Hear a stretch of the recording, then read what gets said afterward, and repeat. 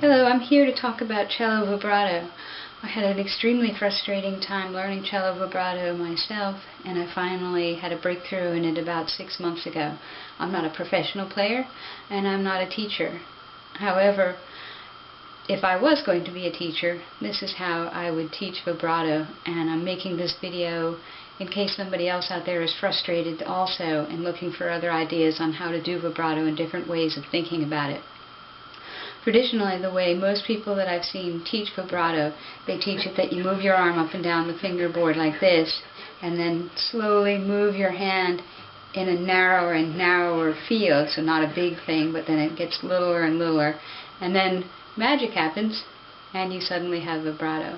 What I found for me is that I would either tighten up my whole arm because I was trying to stay in this narrow range, or I would cling on really hard, clamp it down with a finger, and finally get my arm flapping in the breeze.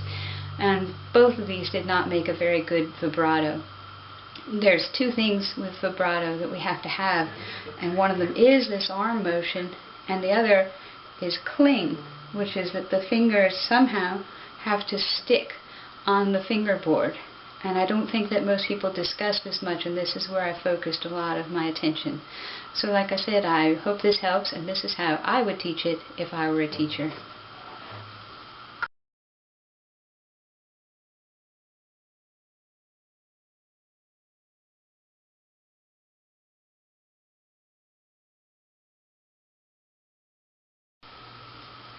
So there's two things that we need, as we said. We need arm motion and we need cling.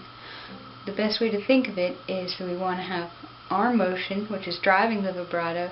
The wrist and the hand move sympathetically. The fingers are pulled back and forth by the arms. They're not moving like this. And the tips of the fingers cling onto the cello. So there's no unnecessary tension in the hand and the arm.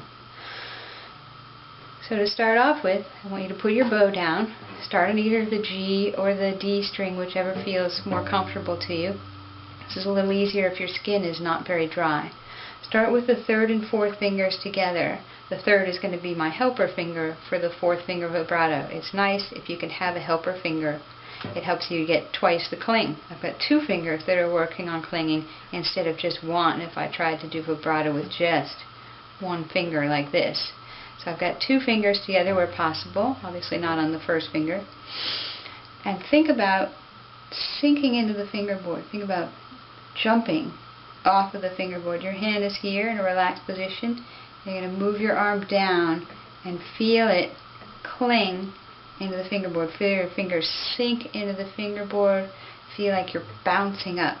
Bounce, bounce, bounce. So when I'm down, I can feel a certain amount of tension. My fingers are clinging into the fingerboard, onto the fingerboard. When I'm up, my hand is relaxed. So it's tension, release, tension, release.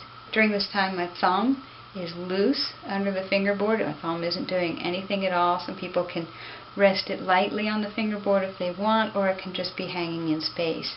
My first and second fingers are relaxed. So just boing, boing, boing. And your hand will slide a little at first. You can even try and see what it feels like by adding a little helper finger if you want, just to get that feeling. And you might feel like you're really pulling hard at the bottom to get enough force to cling.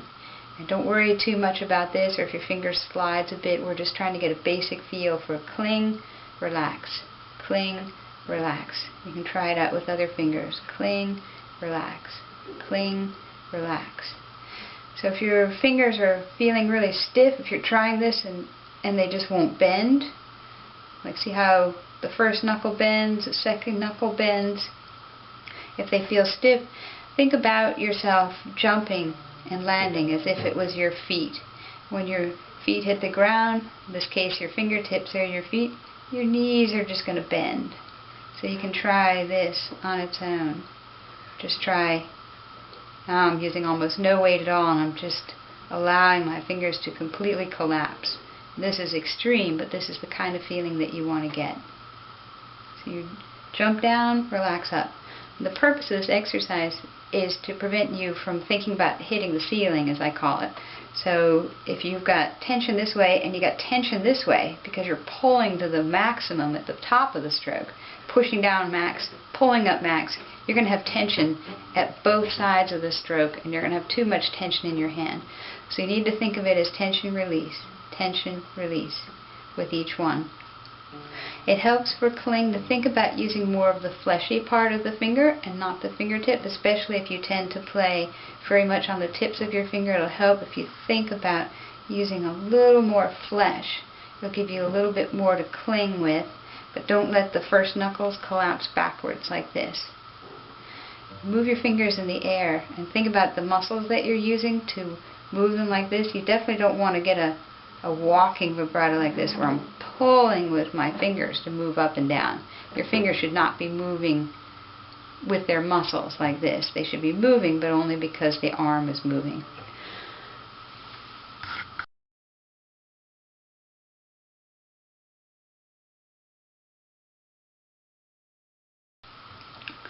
Now if you want to, at this point you can add the bow, but we're still going to just do one bounce at a time. So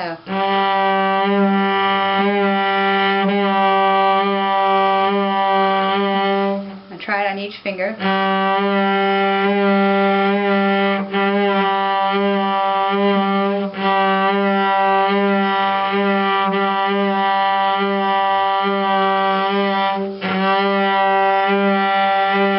When I start going faster, I'm not going to be able to think each time about cling, release, cling, release, cling, release. But I can think cling, cling, cling, cling, or down, down, down, down. So remember with this, the arm moves, tip of fingers cling, and everything else is relaxed. Now we're going to think about moving into multiple bounces of the finger. Keep thinking pulse, release, but there's no time to think those words during each stroke. So first start with one stroke.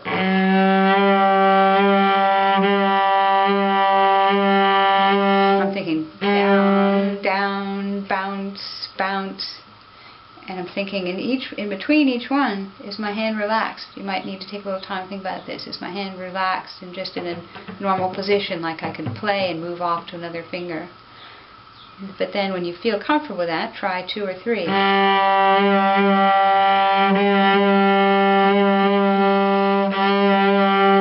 And still think about each time sinking into the fingerboard and relaxing.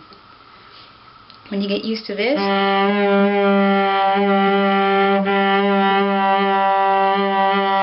you can start thinking about moving into continuously vibrating like this. When you do, think about groups of 3. I find this to be really helpful. Think 1, 2, 3, 1, 2, 3 with a little emphasis. You should even be able to hear it at the beginning of each one.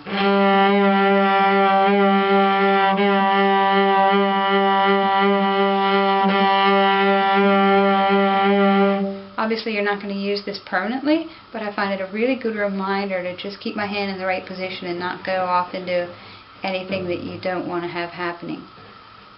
Remember that vibrato is not learned in a day, and one thing that surprised me that I found was asking professionals what they think of their vibrato, and they all wish that they had better vibrato, everybody that I've spoken with.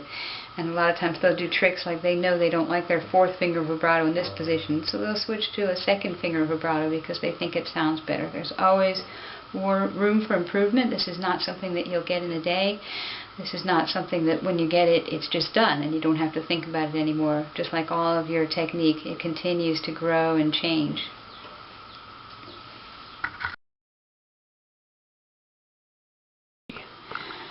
Okay, this is the view from the scroll standing behind somebody. I find this really helpful. Find someone that you like their vibrato, such as your teacher, and ask them to do vibrato like I'm doing now. Do 4th finger vibrato. This is easier to see in real life, but hopefully I can give you a good idea of it. And you'll see that my arm is moving up and down, and it just looks like my hand is moving fairly straight up and down. Then ask them to switch to 1st finger. And if you notice, you'll see that the hand is turning a lot more. You can see this part near the 4th finger coming up. Unlike with vibrating on the 4th finger where you don't see the hand moving like that. So there's a big difference between the first and the fourth finger. You'll also notice that a lot of professionals, when they're in first position doing first finger vibrato, that their elbow comes up in the air. There'll be many minor adjustments in your arm and shoulder when you're using different fingers in different places. Don't try to change these, just watch them and allow them to happen. Each finger will feel slightly different. Lower positions feel different from higher. Obviously thumb is different, and each string will feel different.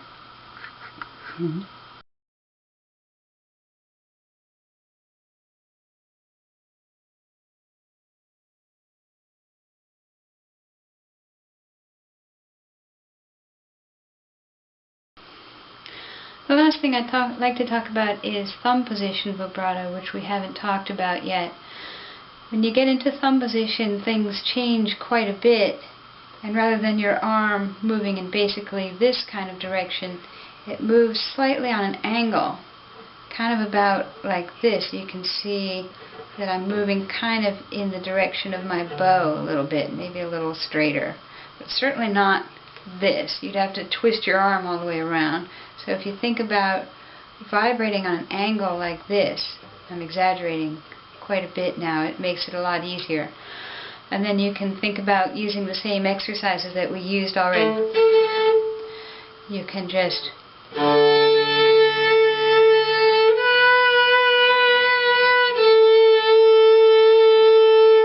I'm still thinking 1, 2, 3, 1, 2, 3, 1, 2, 3, 1, 2, 3.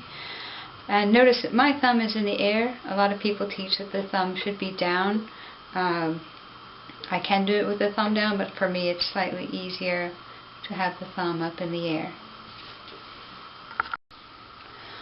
This is the end of the basics of how to do cling, how to get vibrato.